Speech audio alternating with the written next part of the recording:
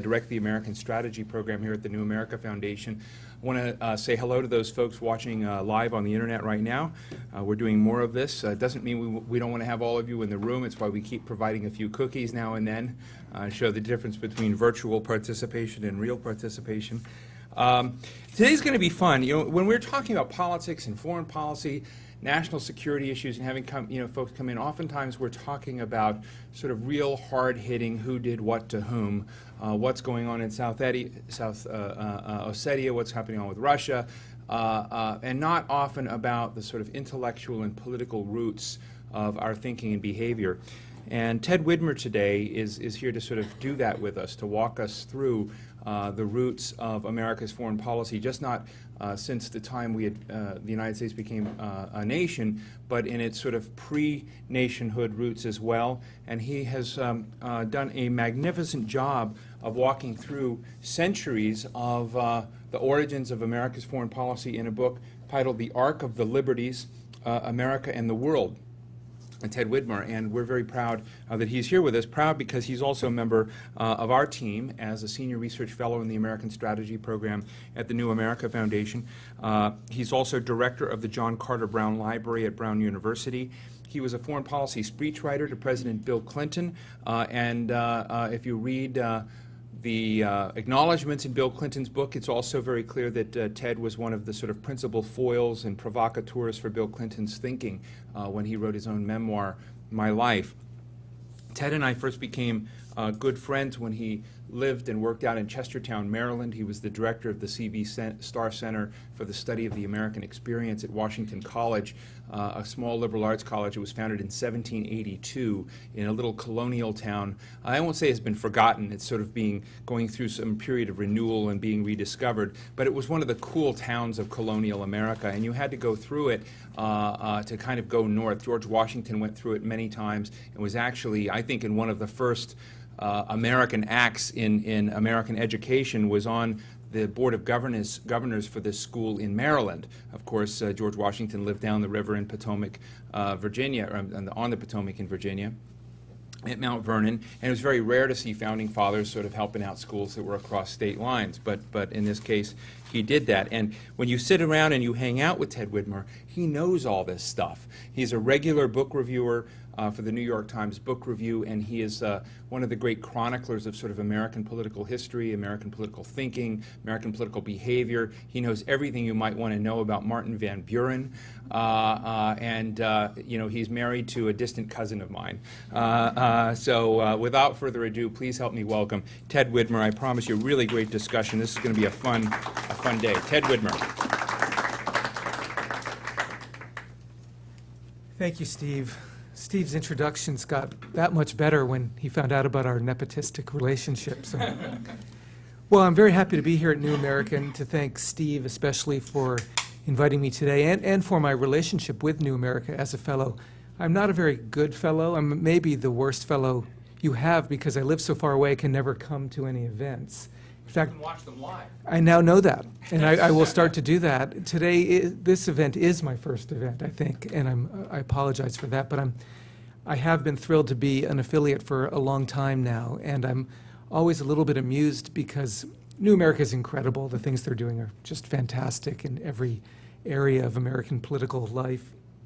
I'm really a specialist in old America, so whenever I get these exciting emails and notices, it's very refreshing for me to come out of the 17th and 18th century where I spend a lot of my time. And which one are we in now, the 21st? And to come back to a bit of reality. Well, I'll tell you a bit about why I came to write this book and some of its major themes. I don't want to give an academic lecture. I do that often enough. And then I'd love to have a public conversation. A few weeks ago, I was standing at the base of an enormous statue of a human figure built by a French sculptor to commemorate a great American nation, France's respect for this nation and the guiding spirit of the nation. I'm talking about, of course, the giant statue of Jesus Christ in Rio de Janeiro, Brazil. And as I was there, I was thinking about the Statue of Liberty, and the Statue of Liberty is on the cover of this book. I found a photograph of her being built to full size in an industrial neighborhood of Paris, where she was built and then disassembled and created and sent over to New York. And it was just the latest in a long career as an academic and as a more public person, thinking about nations and symbols and their guiding ideals and whether we should trust those ideals and where they come from. And that was the origin of this book. I had a somewhat eclectic career as an academic. I attended Harvard University as an undergrad and then a grad student, working in American history.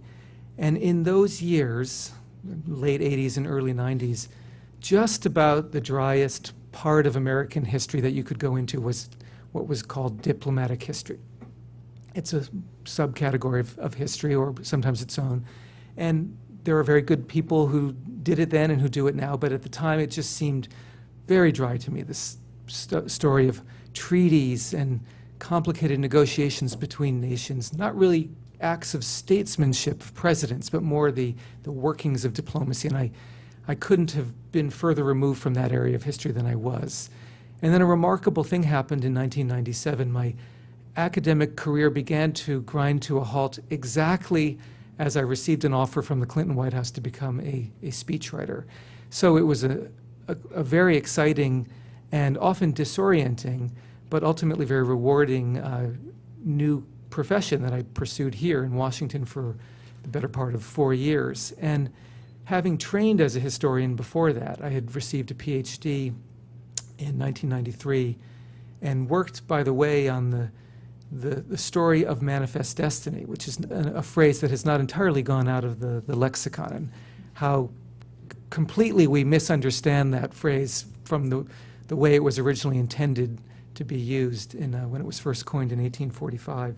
So even then, I think I had foreign relations a little bit on the brain, even as I was not doing diplomatic history. But having had this background, I was fascinated to be in the White House, and more specifically to be in the old executive office building, which I think is now Eisenhower, has been for some time, Eisenhower Executive Office Building. One of the least appreciated buildings in Washington, not on any particular tourist map, but the physical embodiment of America's very impressive global ambitions in the late 19th century, well before the Spanish-American War was inaugurated. And this enormous building that is so big that to this day Marines jog around it in the internal corridors. And I was fascinated to be there and to read the stories of Theodore Roosevelt and John Hay and Alfred Thayer Mahan and all these thinkers at the end of the 19th century, and then to wonder about their predecessors and where the ideas about America as a global power had come from, and in particular to study the great awkwardness of this story. I was also studying, as a speechwriter, the way presidents talk. I was interested, obviously, in the way Bill Clinton talked. I followed all of his speeches extremely closely because it was my profession. Whenever there was the slightest change in the wind in the way that he was talking about a problem, even a different adjective, it was a matter of the highest urgency for me to follow that. I remember once he started saying he often said we have an opportunity and a responsibility to do X. And suddenly one week it changed, we have an opportunity and an obligation. And I thought, that's pretty important. I better start using that phrase. And I mean, in that case, it wasn't a big change, but sometimes these changes are quite meaningful. When a president speaks, it is de facto the foreign policy of the United States. So I began to read voraciously in the early history of presidential orations and in the long and winding story of how America, a country created out of whole cloth in 1776, ultimately grew into becoming this tremendous global force, sometimes for good, sometimes not quite so clearly for good, but nevertheless an undeniable global force. Those ideas stayed with me as I left the Clinton administration and moved back to the academic world, to Washington College, as Steve said. And I found myself wrestling with them even as I went back to teaching ordinary history classes. And throughout the early years of the Bush presidency, I began to feel a little bit the way I think many Democrats felt at that time, although I was in a rather remote setting, that history was somewhat under attack, that the history as I understood it to be was not the history that was being told in the big narrative speeches of President Bush and the Republican Party. There were little signs, the increasing difficulty of getting access to presidential records. There were other signs, the narrative that was being told that often mentioned clearly great presidents like George Washington and Abraham Lincoln, and then would leap to Winston Churchill as a great role model for the United States, conspicuously leaving out Franklin Roosevelt. The disappearing email problem, the collapse of, this isn't a problem of the Bush administration, but the general disappearance of historical knowledge among college and younger students, a fact of which I just became even more aware than I already was. Fox News apparently did a special on the Lincoln-Douglas debates a few months ago when there was some talk in the late phases of the Obama-Clinton campaign, and they did a video montage of Abraham Lincoln and Frederick Douglass. So this is a problem I'm always trying to fight against, the unavoidable rise of historical ignorance and our obligation to fight against it. So for all of these reasons, I was thinking hard about where, and for the obvious fact of our growing tensions in the Middle East and our imminent attack on Iraq and all the after effects of that attack that we're still living with. I wanted to go back into our very complex origins as a people thinking quite hard about foreign policy and argue that the conventional narrative, which is that we were a largely isolationist nation defined by George Washington's farewell address, which urges Americans to really stay as separate from foreign entanglements as possible, and that we were this kind of a nation until a moment sometimes defined as 1898, the Spanish-American War, sometimes defined as World War I, sometimes defined as World War II, where suddenly we became a great global power. And as I looked more closely into the story, I found it was much more complicated than that, that throughout American history there has been a pronounced yearning for global relevance. From the very earliest moments when it's ridiculous to think these handfuls of, these tiny settlements of people at the edge of the known world can claim any relevance to Europe, the great center of civilization, is a preposterous notion, and yet it is there throughout early American history. And so I wanted to bring this fact out, and that was the origin of this book. I do talk a fair amount about millennial and religious thinking in the opening chapters of this book, as it's inevitable for anyone who does do early American history. One of my hopes was that I hope to correct some flaws in liberal thinking as well as in conservative thinking. The conservative points I'm trying to address, I think, are fairly clear. In my 20th century analysis, I say a lot of the big ideas came from Democrats, not from Republicans. Woodrow Wilson, who's often maligned as a hesitating, idealistic figure who misapplied American force and tried to build democracy where it was impossible to build, is, in my mind, a much more sophisticated and pivotal figure than that very short description would imply. Franklin Roosevelt, I think, is the person who more than any before or since united these strands of idealism and realism. And I think we still very much live in Franklin Roosevelt's world, even though many people on the right are loath to give him credit. But on the liberal side, I feel there's a great hesitation, which Steve was just confessing to me a few minutes ago, to go into issues of religion and piety, because that's just something that most liberals shrug off and say, well, that's a right-wing area of thinking. We don't do that. And I did a piece in the New York Times Magazine about a month and a half ago saying it's very interesting. Obama seems to be aware of this shortfall, and he held a meeting with evangelical leaders in mid-June, which I think is a bold and inspired political gambit, because if you look at the history of evangelical thinking, a lot of it before the 1960s was more progressive than not. It's hard sometimes to fit it clearly into a Democratic or a Republican tradition because it's often somewhat apolitical, as religion often should be. It's only in the last 30, 40 years, since the 1960s and since very concerted efforts on the right to harness religious power, that it has become as partisan as it is. But throughout long centuries of American history before the recent past, people of evangelical inclinations were more often inclined to side with Democrats or their equivalents than not, whether you're talking about a figure like Jefferson, who's very complicated to talk about with religion, but nevertheless, I think more evangelicals sided with him than not, or William Jennings Bryan, the great populist leader of the late 19th and early 20th century. And I think it's important for Democrats to get right with this early Christian history. I mean, there I've said it, I've said the word Christian, and many people don't like to hear that word, but this was a Christian nation overwhelmingly when it was founded by largely English people, not entirely, but mostly. And so I'm trying to tease out some of the tensions that were there from the very beginning and bring them to the present day. It's an ambitious project, possibly too ambitious. It was very difficult to write, and I found that it was very hard to do justice to the immense complexity of Puritanism in a single chapter of 25 pages or so. And then I jumped from that to the American Revolution. And again, it's very hard to define the most complex foreign policy of the founders in a single short chapter.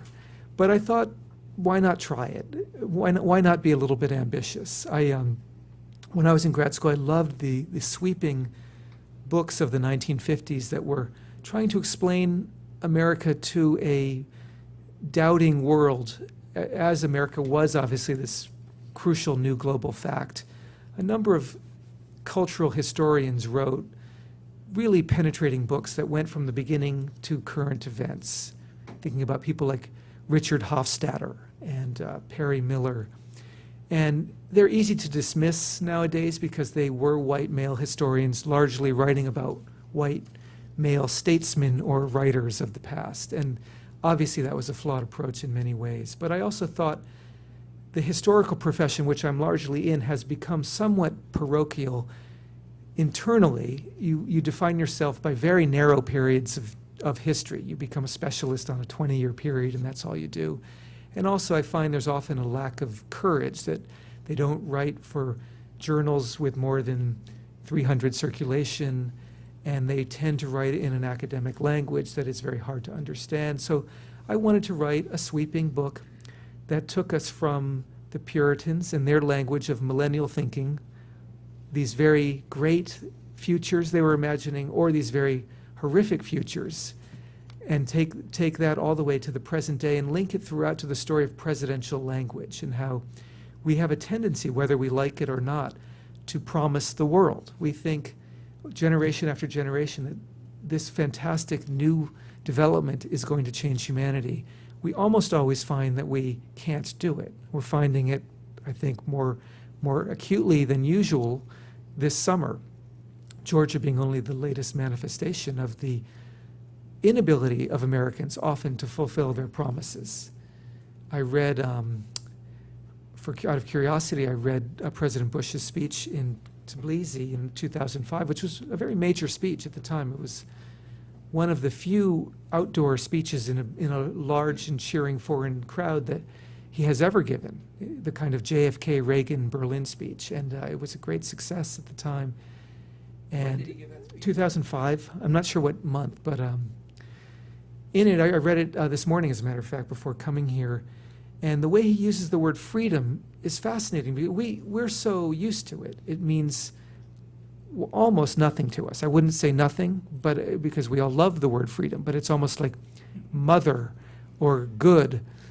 It's just something we like. We don't quite define it. But he said freedom is on the march from the Caspian Sea to the Black Sea. And it's the way he said it, it was almost like U.S. divisions or U.S.-supported Georgian divisions are on the march. And I certainly deplore Russian aggression, but I could understand a paranoid Russian bureaucrat reading that speech and thinking, I don't like freedom very much. There was a satirical headline in The Onion there have been several. No, I'm sorry. This was a German newspaper. Bush threatens more freedom. That was a German newspaper. The two, I brought one.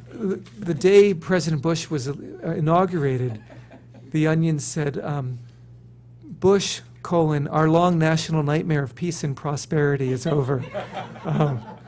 And this one I actually brought. Bush begins preparations for nation's final year, which fits my millennial theme rather nicely. I didn't want to write a Bush-bashing book. There are plenty of them. There are plenty that go after him with far more aggression than I do. I did write an epilogue to the story that was probably harsher than I meant it to be. I mean, my intent was not to make it a Bush-centered book. And yet, as I wrote this epilogue about American history, I felt that I had persuaded myself that we really have a pretty extraordinary tradition from these very awkward early groups of religious fanatics, basically, often not in very good contact with each other or with their home countries, into the beginnings of a primitively organized new kind of nation that achieved remarkable prosperity and sophistication in a very short time, and then ultimately did become the arbiter of the world's rules through nearly at the moment of World War I, but not quite, but then without doubt in the aftermath of World War II, this ambitious, awkward people did finally succeed in creating a pretty successful and workable arrangement for how the world governs itself. So I celebrate in some ways both how strange our origins were, but then how remarkable it was that we really did pull it all together. But I try never to pull the wool over anyone's eyes, and I try to look very closely at our many failings, including democratic failings, and the great tragedy of Vietnam. I mean, it was a tragedy at the time because of all the unnecessary death that occurred in Vietnam and to U.S. soldiers, but it shattered democratic self-confidence. The Democrats were the great party of foreign policy up until Vietnam. And since then, this somewhat artificial belief has taken hold deeply in the American people that if you want a strong foreign policy, you vote for Republicans. But as late as 1976, when Bob Dole was a VP candidate with Jerry Ford, he said this absolutely shocking thing in his debate. He said, if you want to vote for more democratic wars, vote for Jimmy Carter. And it was an amazing admission. It was the old way of thinking that Republicans were isolationist and would keep us out of war. And Democrats like Franklin Roosevelt and Woodrow Wilson and Lyndon Johnson were the ones who would send us into war.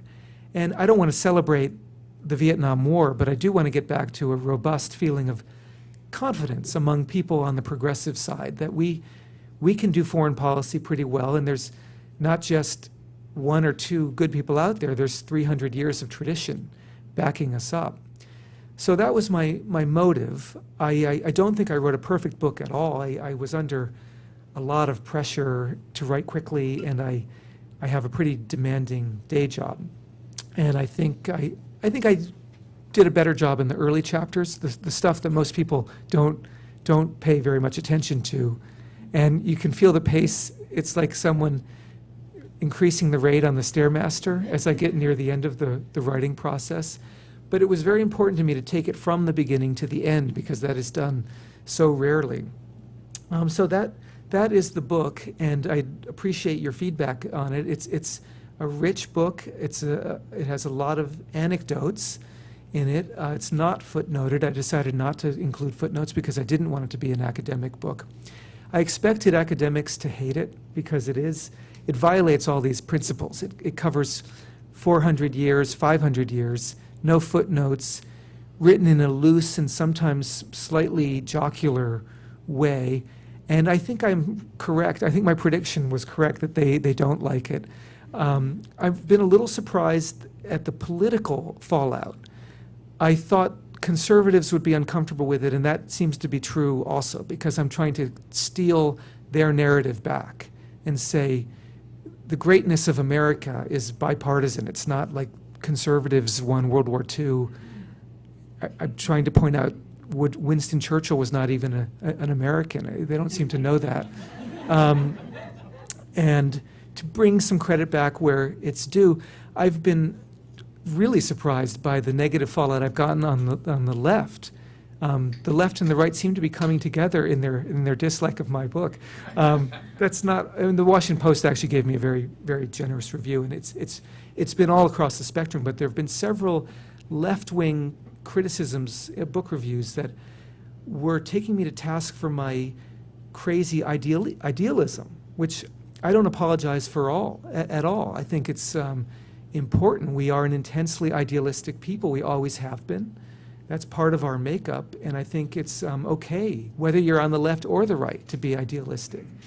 And I basically, I say we've screwed up time and time again. Here are all these episodes where we fail to deliver on our promises, but I follow that thought by saying, nevertheless, there's no nation that compares with the United States in the brevity with which it achieved immense global power and the general responsibility with which it has used its power, even while unfailingly screwing up once a generation. So I do end on an upbeat note, but that has surprised me that the left seems not to like this idealistic sort of tone. It may be that it's time to gang up on Bill Clinton right now, and I'm a rather vivid embodiment of the Clinton administration because I worked for him in several capacities, as Steve said. But I hope the left can get over this nervousness about willpower and flexing American might in the world.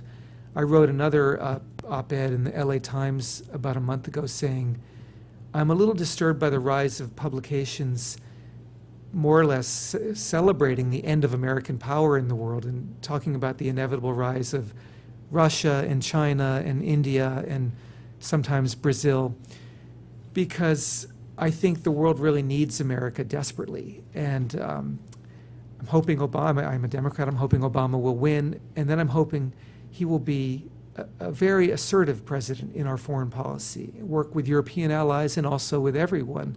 I mean, anyone we can, but if anything, the events of this week have shown how fatuous it is to put any trust in Russia, which calls itself a, quote, sovereign democracy, unquote, but that's meaningless. It's not any kind of definition of democracy or freedom that I'm aware of. And China, we're all hopeful for China's progress, but it seems a little tentative to me at the moment. So I'm hoping we can get right with our story, acknowledge our many misdeeds in the past, but also rediscover that there are deep, deep wellsprings of American strength, both idealistic strength and realistic strength, that we can ask the world to follow with us. So that's my book in a nutshell. Thank you, Ted. Ted, you're going to take questions up here, and I'm going to help moderate a conversation. We'll go to Nick, but I want to start off. First of all, thank you very, very much. It is fascinating. I guess that's why you're at an institution of the Radical Center rather than over at one of those more ideological, predictable places. Right. But and I look forward to reviewing the book for my own blog. But I guess I want to ask a question about people, but also about power and principle, in a sense that, we go back to the Founding Fathers. I just looked up one of the cool vignettes in your book about someone we're both interested in, Alexander Hamilton. And Ben Franklin had apparently suggested at the Constitutional Convention that they start out each morning with a morning prayer, and Hamilton scoffed and said, "We don't need foreign aid." It's it's one of my favorite quotes in the book. But it really raises this interesting question about some of the players, after this series on John Adams that ran recently on HBO, and you sort of see clearly a guy who on one hand is a product of an intense Puritan passion and is the manifestation of a lot of what you just said, but you also see him as a ruthless manipulator of power. And I often wonder, do these people become manifestation of the kind of roots, sometimes fanatical religious roots that you're talking about, or do they end up as sort of nodes of power who use these tools and the machinery, if you will, of the religious connection among other people, and it's really all about power? And maybe that's an unfair question, because it seems to me that Hamilton would fit on the power side of Definitely. that. But I'm not so sure John Adams wouldn't either. Adams is hard to figure out because he is deeply Christian, and I found some relatively unknown early writings of his where he's basically writing like a Puritan, not at all like a founding father. I mean, those are different kinds of categories, saying God has ordained that America will become the greatest nation on earth. It may be 200 years from now, or 100, or 300, but God has obviously identified our people as the people who will redeem humanity. And it's words like redeem, it's a religious kind of a statement. But then he becomes, as an older statesman, he doesn't use that kind of language in public, which makes it all the more interesting that you can find it in his early writings. Hamilton is wonderfully cynical about all of this. May I explain to them why Hamilton is of interest to us? Steve Clemens is a direct descendant of Alexander Hamilton, and so is my wife, and that's why we know they're related. But Hamilton was always a bracing voice throughout those very difficult days, and we have a somewhat naive tendency, I think, to celebrate the founders as perfect people who achieved a perfect founding, and I dislike that way of thinking. I think it's simplistic. First of all, the country was far from perfect when it was founded, and there were terrible foreign policy problems in the first decade of the United States government. They try very hard to get it right, and they just can't, and there are immense uprisings over whether the U.S. should support France or England, and it's quite hard to figure out how the United States fits into the rest of the world. Some founders, lesser-known ones, remain deeply religious. It's a fair question. Are they just saying religious things, or are they using religious language as nodes of power? And throughout this period, I find the Great Awakening had never really ended, not nearly as much as we tend to think. So the Great Awakening is something of great interest to me. It's a series of not very well organized religious upheavals of the 1730s and 40s. But at the time that the tensions leading to the revolution are beginning in the 1760s, a lot of those people are still alive. And they're writing about power, and they're writing about their hatred of, not yet the king, but the royal government, this secretive, tyrannical, immense conspiratorial government with no clear faces. And it's exactly the language that was always used to describe Antichrist. More than Satan. Satan is now the bugbear of everyone, but Antichrist was more the figure of interest in the 17th and early 18th century. And the idea of this huge conspiracy that was plotting to take away American liberties. And the same people who are leading the Great Awakening of the 1730s and 40s are often, not always, but often leading the political charge of the 1760s. So I find religion as a fascinating new flavor to add to the way we study the founding of the United States. Great, thank you. Nick Barry. Into the mic, Nick. Yeah, Nick Barry, Foreign Policy Forum. There's a growing concern about the militarization of U.S. foreign policy, strangely, even to the point where Secretary of Defense Robert Gates is talking often about it. What do you see as the roots of the reliance of the United States on the military technique in foreign policy? Well, that's a good question. For most of our history, I mean, again, the period we're all so interested in and familiar in is, if you did a chart, it would be 1% of all of American history. I mean, if it's the last 10 years, that's less than 1%. And throughout most of American history, our military was puny compared to sometimes even to other countries in the hemisphere. At one point in the late 19th century, we had a tension with Chile, and we discovered that we couldn't do very much about it because they had quite a bigger navy than we did. And it's not until the militarization of the 1950s and 60s, really, that World War II is the great moment of American military strength. And that's when it's clearly displayed to the world. And Hiroshima might be the single moment of greatest clarity with this, that the U.S. has a military power unlike any other nations on earth. But there was a rapid demilitarization after World War II, just as there was after World War I. And so in the late 40s, it was an ongoing tension. How can the U.S.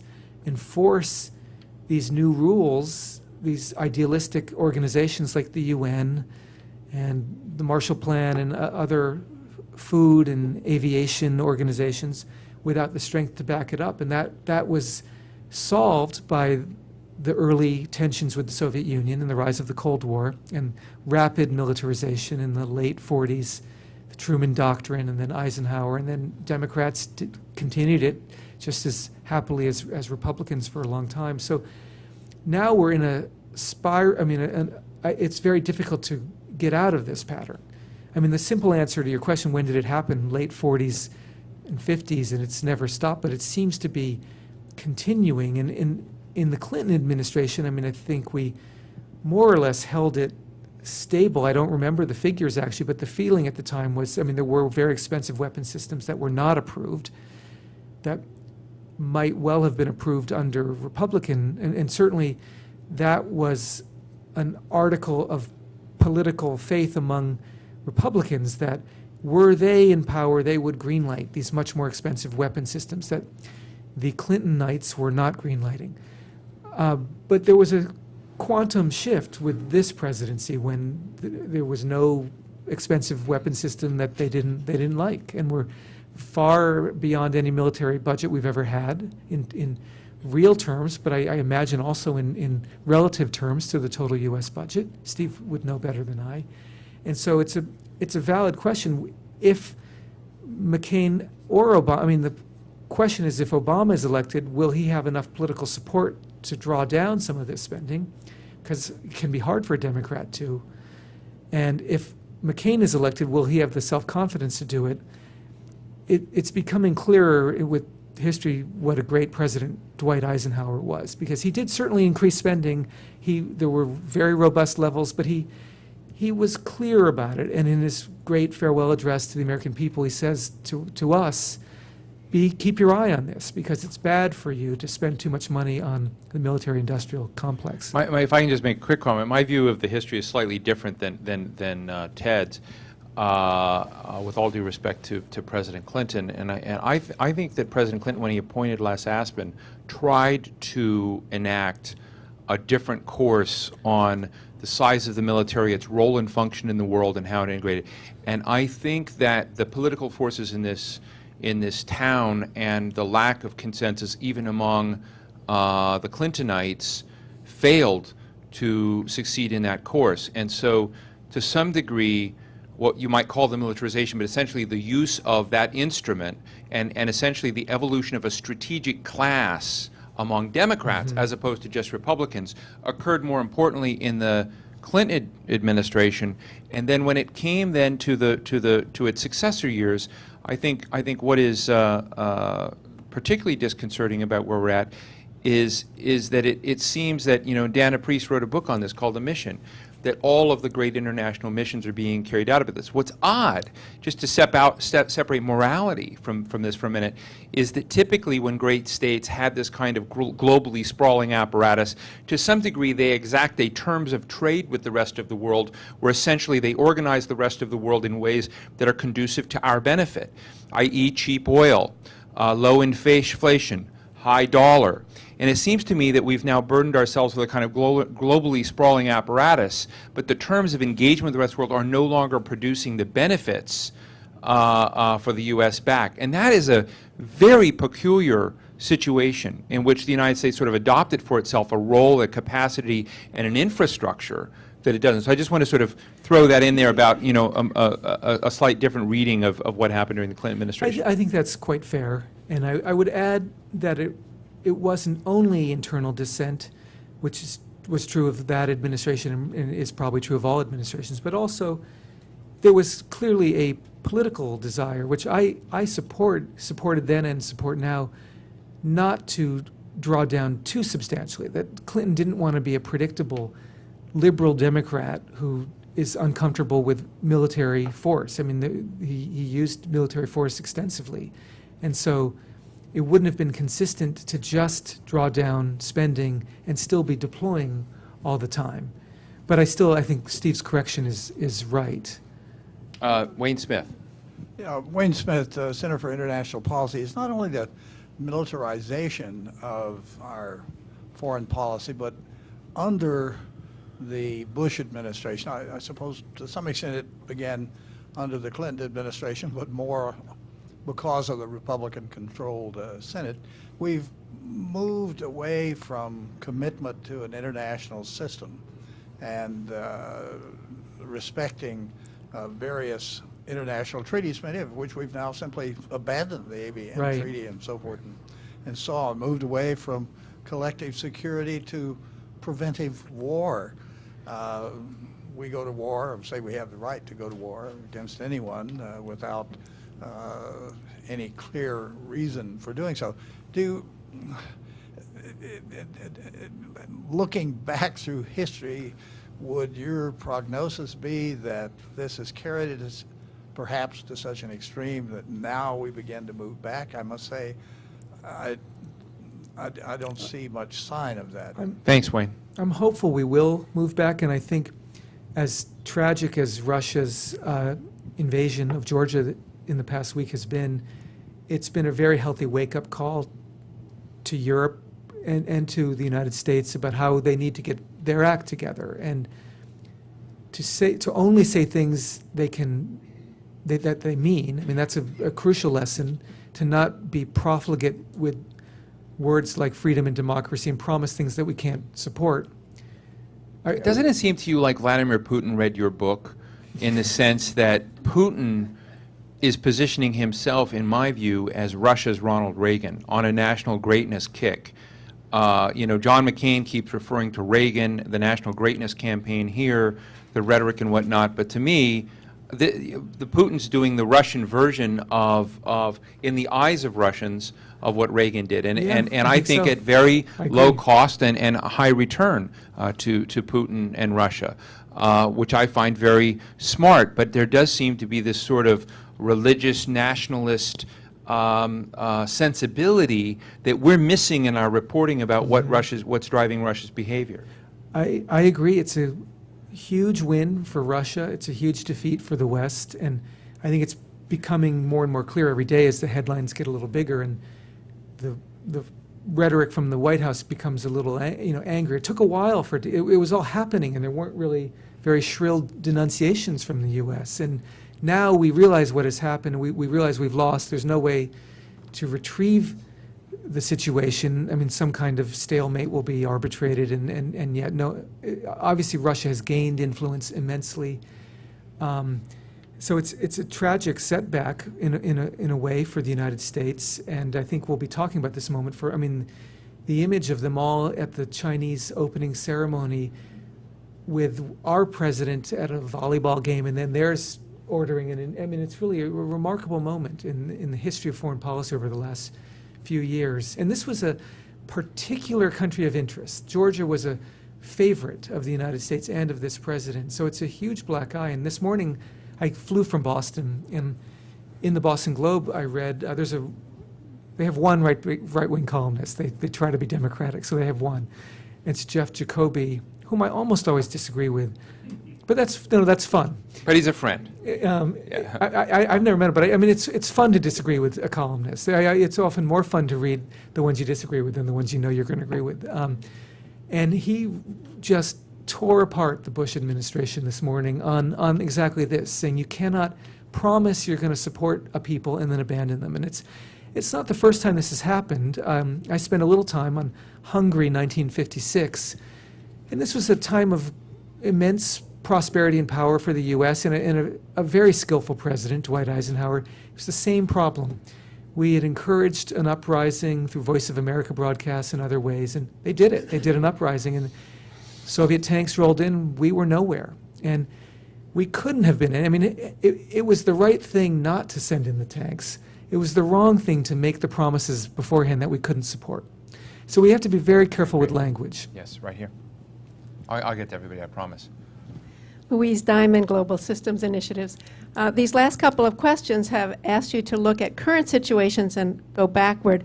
I wonder if you could go the other way and start and see where there have there been trends historically that should inform us today in current situations? Well, one argument I make is that I do think there are rhythms in foreign policy, just as Arthur Schlesinger, Sr. and Jr., wrote about the cycles of American history and said there are liberal moments and then conservative moments, and that seems to be true. Every 20 years we kind of shift. But I also think there are rhythms in foreign policy where we'll get all puffed up and millennial and talking about our destiny to do something, to spread democracy or to crush the Soviet Union or whatever it is. And then there's almost inevitably a moment of realism that follows that. And sometimes there's a danger of going too far. And I think generally there's a consensus that under Jimmy Carter, we retreated too far into navel gazing and not being assertive. I think that's sometimes unfair to Carter. I try to give him a little more credit in this book than he often gets. But nevertheless, there were terrible disasters in the Carter administration, which led to Reagan's election. And I think, I believe Obama is going to win. I know it's more or less a dead heat right now. I don't have any inside information. I'm not working for the campaign. But given, it's not just that the economy is not very good and that we're exhausted by Iraq and Afghanistan's getting worse and Georgia was scary. It's that I think we're just tired of speeches promising freedom and democracy and victory. Victory is the most stupid word in the Republican arsenal. It's used all the time, and I guarantee you we are not going to achieve victory in Iraq. We will also not achieve defeat. It'll be something very complicated and gray. That's what's going to happen. It might happen in 1 year, it might happen in 5 years, but it will not be victory, because I don't even know what victory means anymore. What is the new journal that Lawrence Kaplan is editing? Anybody reading it? I guess this is a bad market test. There's a new journal. It's like World Civilization, World Politics or something that Larry Kaplan is editing. And there's an article in it by Bob Kagan. And it's essentially, Kagan's point is there's nothing new about neocons. It's a lot like Ted's book because it goes back into these sort of primeval roots, if you will, of American DNA and shows this sort of messianic, values-driven militancy that had to do it, but how it also came into collision with guys like myself who are unsentimental calculators of interests, or alternatively isolationists who wanted nothing to do with the outside world. And so I don't think that those are prescriptive in terms of doing it, but I think what's interesting about Ted's book from a completely different perspective than Robert Kagan, nonetheless you find something that does what you do. It's absolutely good true. I'll get to questions in a second, but it's a great point. His book came out while I was writing, and I resolved not to read it because I didn't want to plagiarize from it or imitate or be accused it. of it. You're right. So I did not read it until after I had finished, and I was struck. I mean, I'm very aware of who he is, and I was struck by how liberal-seeming his book can be in many places. He's basically saying an argument that I hear all the time on the academic left, which is that we are a brutal and violent people. We've been kicking ass since we were founded and loving it and just going and invading anyone we could. But he's saying, that's fantastic. That's who we are. And academic left is saying, isn't that deplorable? But I applaud him for saying there are all these morally dubious adventures throughout our early history that we don't really know about, that we should know. I mean, he stares at that honestly.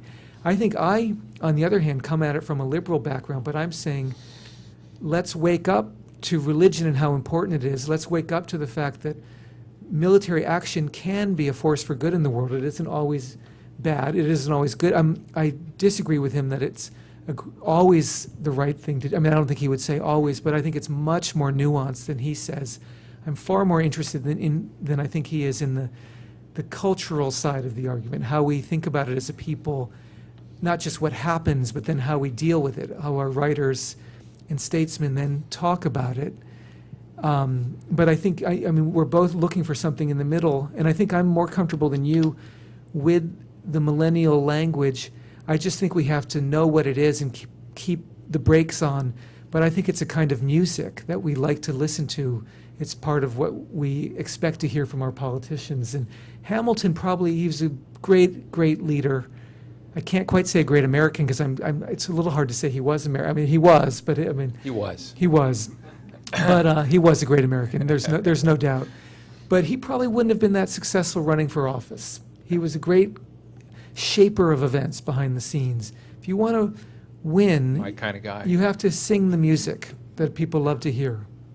Yes, Chris, right here. Thank you. Yeah, my name is Chris Wernicke. I'm a foreign correspondent for a German newspaper here called South German Times. I'd like to address my question to the former speechwriter. Just as a side remark, watching the Olympic Games here, I find it really amazing because I think it somehow fits to this topic. The ignorance of NBC to cover any non-American event in this really, really global game is just flabbergasting. I mean, even when it affects the American team, then suddenly discover, oh, there's another competitor who might steal away the bronze medal. But only then they come into the picture during the last kind of 2 minutes of the coverage of the gymnastics stuff. Anyway, I would like to ask you, how would you write a foreign policy speech for Obama? Now, after what the West, so America and Europe especially, went through. Because I'm really amazed by the rhetoric that I observed, especially during the Democratic primaries. There's no hesitation on, be it Hillary Clinton to call the US the greatest nation on earth, or Barack Obama, who time and again says we can remake our nation, we can renew the world, or turn it the other way around. How would you address, especially a European audience, and especially in an attempt, as you described, after the Russian and Georgia experience, to attempt a kind of reconstruction or refoundation of the West? Thanks, Chris. Good question. He obviously has just given a very important speech to a European audience, outlining some of these thoughts, in his speech in Berlin, I mean, and I think he did end with something like, "We will renew the world," which is a favorite line of Ronald Reagan's, which comes from Thomas Paine, who's a fascinating figure, another quasi-American, not really American, I mean, he's English, an English pamphlet writer, but with an evangelical background, more evangelical than I think most Americans realize. And he called on America to renew the world, and Reagan loved it. And so it was fascinating to me that Obama was using a Reagan catchphrase. It didn't bother me. I just think we need to be more specific about what it means to renew the world. And I think a reaffirmation of U.S. support for the UN would not hurt at the moment. I think a ringing declaration of what freedoms we really believe in. George W. Bush talks about freedom a lot. I'm not sure any president ever has talked about freedom this much. His second inaugural used freedom or liberty 49 times. And I almost loved it, except I was so skeptical of their interpretation of what the word meant. And in fact, the next day, someone said, "Do you really mean you're going to overthrow tyranny wherever you encounter it on earth?" And the White House press representative said, "It was just a speech about freedom." And it was a deeply unsatisfying answer to me. Going back to FDR, he wasn't always crystal clear. God knows that he wasn't. But he came up with 4 freedoms that were pretty clearly understood around the world. He identified them even before the U.S. went into World War II. It was freedom of religion, freedom of, was it assembly? I think the town meeting, freedom from fear, and freedom from want. And those are not nothing. I mean, those may sound like speechwriter phrases, but freedom from want is a fascinating freedom to claim for the entire world, because you're basically saying poverty is illegal, and we have a moral obligation to provide economic help to the peoples of the world. And we have often done that. We often have failed to do that. But that was the beginning of a direction I think we could go in to say, what are the rights we believe in? Should we give medicine that we can afford to every child under 5 who might die from malaria if we don't give it to them? Is that a human right? And we could just go into it in more detail than we usually get from candidates. I would also like to see, and this would horrify my fellow Democrats, but I'd love to see a really confident military speech from Obama, saying these are the 5 military programs I really like that I will continue as president. These are the 3 I would kill. This is why I would kill them. This is how much I would deploy. This is where I would deploy. I think that would be very refreshing to hear a Democrat talking with confidence. Can't wait till I'm giving my speech on this subject and Ted can moderate me, because I'd give a different answer. But this is your day. But I do want to tell Christian that there is, he reads my blog now again at the Washington Note, and there's a golden oldie on there, which is the sort of Chinese version of what Ted just talked about. And it's the heading is called "Who's Big on Democracy?" Who meaning H-U''S. And it was when he gave a speech here in town when President Hu visited Washington last time. His speech mentioned democracy 13 times in the speech. So they had said Carla Hills was managing this Q&A process, and there were supposed to be cards on our table that we could fill questions out. And I couldn't find anybody to give me a card, a pen, or take my card. Right. So I finally found a young lady, wrote it on the back of an envelope, and said, "Will you give him my, go past the guards and give him my question?" And sure enough, she did that. He took the question, read it, and stuck it in his pocket. I never responded. I do know he read it. But the point is that there are often platitudes in these speeches that end up seeming worthless or meaningless, and it is something that not only the United States engages in, but certainly other global leaders. Absolutely. David Fitzgerald and Lorelei, this gentleman here. We'll hit you. I'll just say quickly, North Korea's official name is the Democratic People's Republic of Korea. Right. 3 of those words are lies. Korea is true, but it's not democratic. It doesn't belong to the people, and it's not a republic. David? Yeah, Dave Fitzgerald, retired foreign service and now a private consultant. I'd like to go back to I think what you said at the beginning was there was in America have this yearning for global relevancy.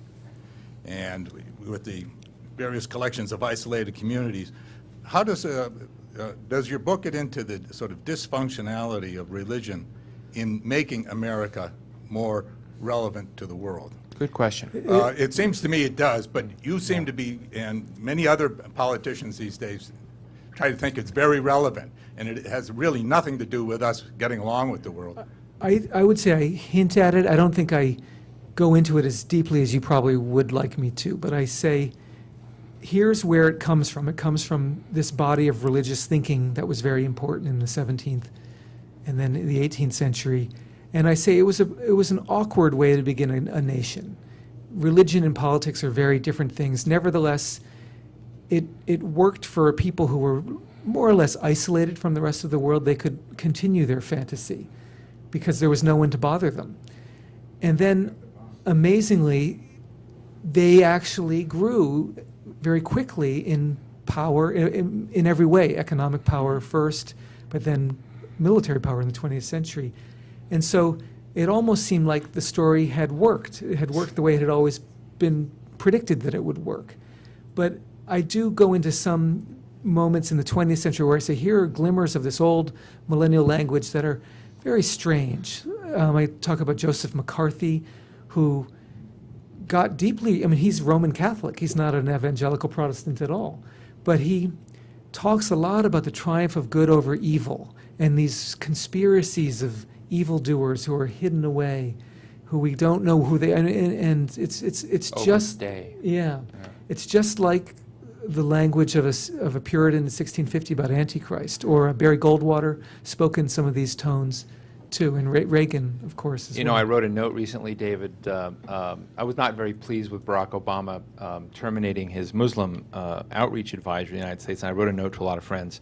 Clyde Prestowitz was one you know well, and I said I don't like commenting. I just feel uncomfortable with this stuff that he's good at talking about, or Amy Sullivan at Time Magazine, or others in the sort of trends that are very clearly moving in a direction, even in this country, on faith and where it fits. And I said, I'm a devout secularist. And Clyde writes back and says, I don't know what that is. And that told me a lot. But Lorelei Kelly? Thank you. What I do, I work for the White House Project. What I do is build national security platforms for progressive candidates, women mostly. My question goes back to, I'm really glad you're talking about precise language. I'm part of a civil military working group at West Point.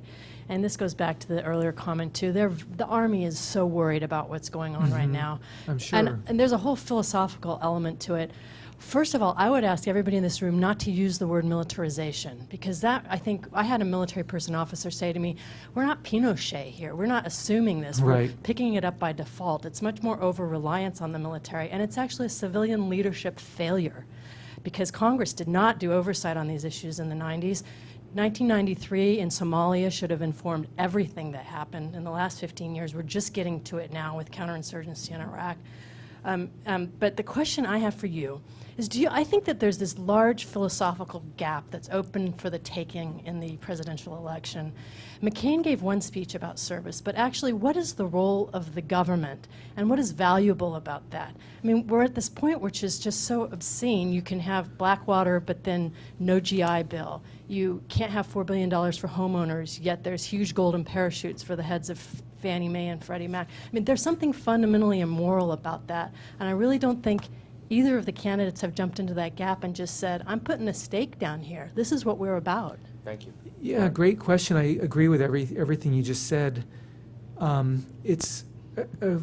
Your diagnosis of the current situation is absolutely accurate. We don't give enough rights to the people who are fighting on our behalf in the armed services, and then we hire mercenaries, basically, at Blackwater at great expense. And I think the origin of it, I don't think the military is entirely innocent, but I do think civilian leadership played a very strong role. I mean, something happened that we all understand, which is that money was available from civilian leaders, which the military certainly did not object to receiving, and there was something in between this culture of lobbyists that maybe is more guilty than anyone else. It's very hard to parse that out, but one thing that was dramatically missing throughout this war, which wouldn't have been that hard to create with a good knowledge of American history, is what Harry Truman did during World War II and how he became president. Is he was tapped as a well-liked senator to lead a Democratic senator in a Democratic-led war effort, leading investigations into illegal billings and war profiteering, which was a huge issue in the first half of the 20th century because there was a fear after World War I that armaments industries had propelled the U.S. into World War I. And Truman's committee was a great thing, and it was a bipartisan success, and we should always, I mean, throughout our history, when we created political structures, we always had a self-correcting mechanism. So you create a president, then you create ways for Congress to correct the president. And you create a huge economy in the 19th century, you create ways for the White House to rein in these industrial giants. And now we have a very large, if you want to say military-industrial complex, whatever, and we need better instruments of self-correction there. And so a Truman Commission, I think, would help a lot. It would have been, I mean, I don't like Bushbashing all the time. I think it gets boring to people, but it would have been such a deft political stroke if he said, I would like Lee Hamilton to lead a committee to make sure there's no corruption in this war effort.